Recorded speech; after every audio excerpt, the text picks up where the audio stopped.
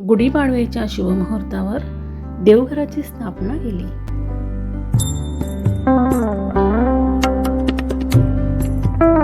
गुढी उभारण्याची वेळ सकाळची असते आणि आपली धावपळ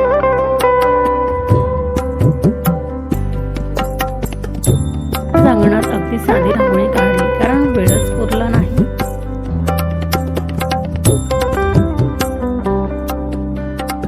देवघराची स्थापना करण्यासाठी पूजेची तयारी।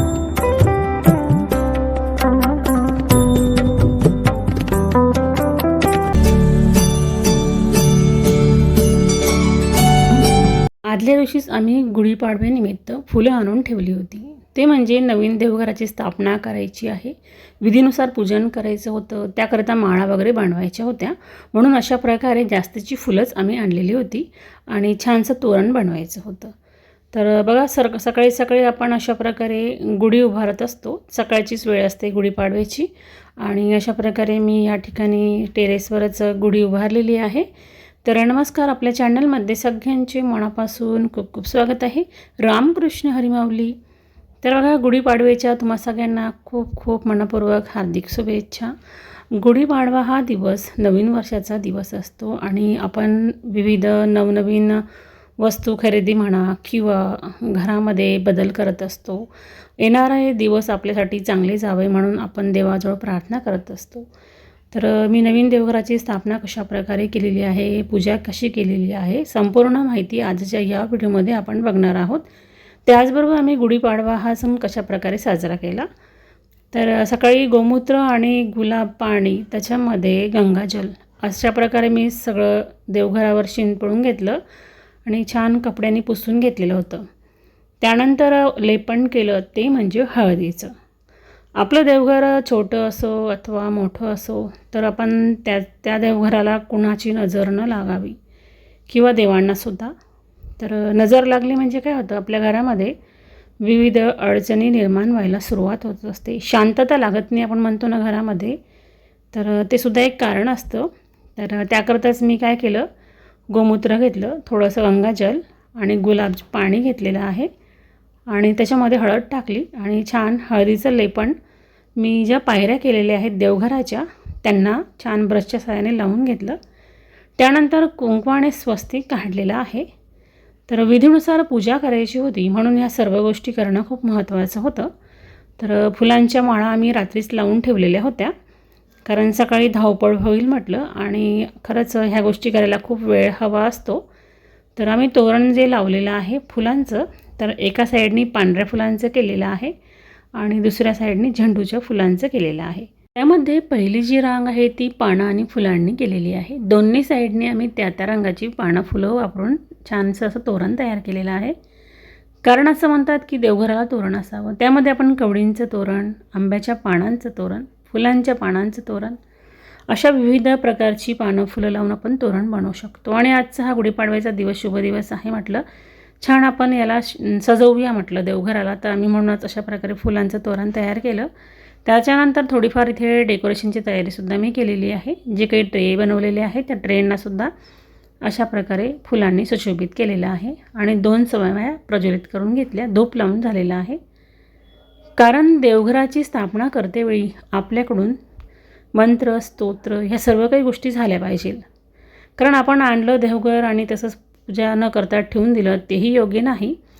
कारण बनवतानासुद्धा बरेचसे जणांचे हात स्पर्श देवघराला लागलेला असतो, साहित्यसुद्धा आपण कुठून कुठून ते आणून बनवतात आणि म्हणूनच आपल्याला पवित्र करणं खूप महत्त्वाचं आहे। आणि आपल्या या देवघरामध्ये आपल्या घरातील देव विराजमान होणार आहे, म्हणून ही विधी होणं खूप महत्त्वाचं आहे।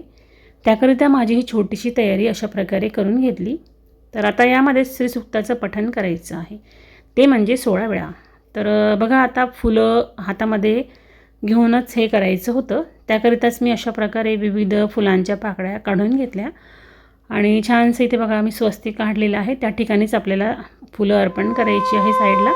तर सुरुवातीला शंखनादापासूनच मी सुरुवात केली पूजेला। आणि गुढी तर उभारून झाली, त्याच्यानंतर देवघराची स्थापना करायची होती, म्हणून मुलाला म्हटलं नवीन ड्रेस घाल आणि श्रीसूक्ताचं पठण तूच कर। आणि त्याकरिता मी त्याला एका वाटीमध्ये शेंगदाणे दिले 16, जेणेकरून त्याला काउंटिंग करायला सोपं पडेल. तर बघा आपण काउंट करतो त्यावेळेस आपल्याला बोटांनी मोजावं लागतं. तर आपण कसं काय ते मोजू शकणार, म्हणून एक एक आपण ज्यावेळेस शेंगदाणा म्हणा किंवा हरभरे म्हणा तुम्ही काही देऊ शकता. तर ते साईडला ठेवत जातो, ज्याप्रमाणे वाचन झालं त्याप्रमाणे. तर अगदी हे सोपं पडतं आपल्याला म्हणायलासुद्धा. तर अशा प्रकारे त्यांनी श्रीसूक्त जे आहे ते 16 वेळा म्हटलेलं आहे.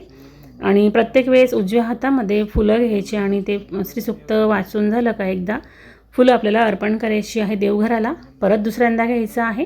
असं 16 वेळा म्हणायचं होतं. आणि बघा एवढं सर्व करायचं आहे म्हटलं तर याला मी बसवलं श्रीसूक्त म्हणण्यासाठी मुलाला.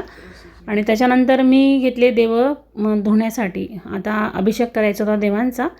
तर साईडलाच छोटंसं नवीन जे घंगाळं आणलेलं आहे त्याच्यामध्येच मी सुरुवात केली. सर्वप्रथम बाप्पांच्या पूजनापासूनच केली आणि अशा प्रकारे सर्व जी देवं आहे स्वच्छ धुवून काढली आणि एका छानशा ताटामध्ये साईडला बरेचसे मी साहित्य घेतले, त्यावर ठेवले देवं. आणि त्याच्यानंतर ज्यावेळेस श्रीसूक्त चालू होतं ना, तर ते झाल्यानंतरच मला देवांची स्थापना देवघरामध्ये करायची होती. तर अशा प्रकारे सर्व काही करून झाले हा विधी. आणि बघा श्रीसूक्त म्हणण्याचं कारण म्हणजे आपल्या घरामध्ये माता लक्ष्मी, विष्णू भगवान यांची आपण स्थापना केलेली आहे. जसं काही विराजमान झालेले आहे देवघरामध्ये ते. आणि आपण सर्व गोष्टी जर चांगल्या केल्या तर आपल्याला येणारे जे अनुभव आहेत ते खूप छान छान येत असतात. आणि अशा प्रकारे मी देवांचं आसन, देवांचं वस्त्र, सर्व जे हे ड्रेस जे आहेत ते रात्रीच मी शिवलेले आहेत. आसनसुद्धा रात्रीच तयार केलं. त्यामुळे मला 1 वाजून गेला होता रात्री झोपण्यासाठी आणि सकाळी परत 4ला उठायचं होतं पाणी भरण्यासाठी. अगदी मी 3च तास झोपलेली आहे आजच्या दिवसाला. मला प्रथमच असा अनुभव आलेला आहे. आणि मग कुठलीही सेवा करतो आणि आपल्याला तो अनुभव येण्यासाठी खूप सारं काही म्हणजे सहन करावंही लागतं. तर मला ते त्या दिवशी काही वाटलंच नाही. मी 3च तास झोप घेतली आणि अशा प्रकारे छान देवघराची स्थापना झालेली आहे. ज्यावेळेस देवांना मी या देवघरामध्ये विराजमान केलं तेव्हा मला कळत नव्हतं की कुठला देव कुठं ठेवावा. कारण कसं आहे, आता हे जे देवघर आहे माझं ते खूप मोठं बनवलेलं आहे मी. पूर्वीचं अगदी छोटं होतं, तुम्ही माझ्या व्हिडिओमध्ये बघितलं असेल. आणि नवीन वस्तू ज्यावेळेस आपल्या घरामध्ये येते त्यावेळेस आपण त्याचं पूजन करतो, स्थापना करतो किंवा एखादी वस्तू आणतो. तर ती ठेवण्यापासून, तिची रचना करण्यापासून आपल्याला सर्व काही गोष्टी बघाव्या लागतात. तर बघा आज गुढीपाडव्याचा दिवस आहे. यामध्ये रामरक्षी स्तोत्राचं पठण, त्याचबरोबर गौरीचं पूजन करायचं होतं. धनलक्ष्मी कुंचम सेवा करायची होती. तर धनलक्ष्मी कुंचम सेवा ही मी सायंकाळच्या वेळेस केलेली आहे. आणि गौरीचं पूजन मात्र मी सकाळीच केलेलं आहे. तर महिनाभर गौर बसत असते आपल्या घरामध्ये आणि तिचंसुद्धा पूजन करणं खूप महत्त्वाचं आहे. गुढीपाडवेपासून तर रामनवमीपर्यंत आपण रामायण वाचू शकतो. पोथीचं पूजन करणंसुद्धा खूप महत्त्वाचं आहे. अशा प्रकारे या ठिकाणी पूजन झालेलं आहे. तर हे जे देवघर बनवलेलं आहे खूप विचारपूर्वकच मी बनवलेलं आहे. तर आपल्या चॅनलवर याचा डिटेल व्हिडिओ येणारच आहे काही दिवसांनी. कारण म्हटलं पूर्ण मी माहिती देणार आहे मी या देवघरासाठी काय काय केलेलं आहे. कारण आपण एवढं मोठं देवघर बनवतो त्यावेळेस आपल्याला पैसे तर हवे असते आणि ते पैसे मी कशाप्रकारे जुळवाजुळव केली. ह्या सर्व काही गोष्टी करूनच माझं हे देवघर झालेलं आहे. स्वप्नातील देवघर म्हणतो ना तसंच. कारण मी ठरवलं होतं मनामध्ये की पण एवढं मोठं होईल मलासुद्धा वाटलं नव्हतं आणि खरंच खूप छान वाटलं मला आजचा दिवस. कारण माझं देवघरच इतकं सुंदर झालेलं आहे. त्यामध्ये मी ह्या देवघरामध्ये कुठल्या गोष्टी करण्यासाठी म्हणजे आपण म्हणतो ना एखादं सिम्बॉल म्हणतो, तर ते सिम्बॉल जे आहेत तर ते कुठले घेतलेले आहेत त्याविषयी आणि अशी बरीचशी माहिती आपण नंतरच्या व्हिडिओमध्ये बघणारच आहोत.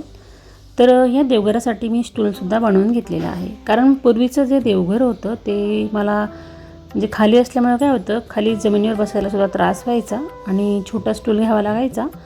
तर आपण म्हणतो देव खाली आणि आपण वर असं होऊन जातं. तर म्हणूनच हे सर्व काही गोष्टी बघूनच मी अशा प्रकारे हे नवीन देवघर बनवलेलं आहे. चैत्र महिन्यामध्ये पूर्ण महिनाभर चैत्रांगण रांगोळी काढल्या जाते. तर ती आपण घरामध्ये, अंगणामध्ये कुठेही काढू शकतो. तर मी एका पाटावर घरामध्येच ठेवलेली आहे. त्याच्यानंतर तुळशी वृंदावन बघू शकता, अगदी छान पांढऱ्या फुलांनी सजवलं. म्हटलं नवीन वर्षाची सुरुवात अगदी पांढऱ्या शुभ्र फुलांनी छान व्हावी, म्हणून मी एंट्रीलासुद्धा उंबरा जो आहे त्या उंबरठ्यालासुद्धा हळदीचं लेपन केलं. त्याच्यानंतर वरती तोरण म्हणून मी निंबाच्या ज्या फांद्या आहेत त्या फांद्या आणि आंब्याचे पानं अशा प्रकारे एक तोरण करून लावलेलं आहे.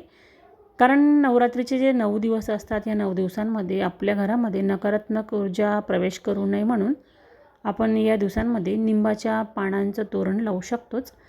तर ज्या अशा काही गोष्टी आहेत त्या खूप मी विचारपूर्वकच केलेल्या आहे. खरंच मला वाटलं नव्हतं की माझ्याकडून आज एवढ्या सगळ्या काही गोष्टी होणारच आहे, कारण स्वयंपाक जो आहे तो माझ्या मुलीनीच केला.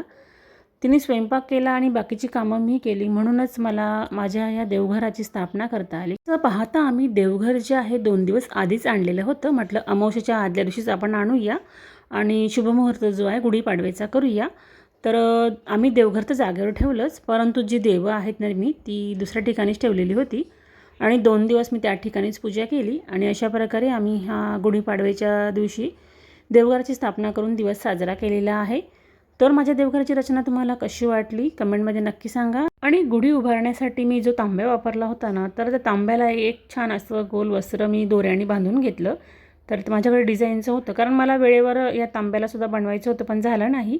तर गुढी वस्त्र जे आहे ते मी 8 वाजता शिवून रेडी केलं आणि त्यानंतरच लगेच गुढी उभारली होती. अशा प्रकारे आजचा हा दिवस मी साजरा केलेला आहे. तुम्हाला आजचा व्हिडिओ कसा वाटला, आवडला असेल तर लाईक शेअर करा.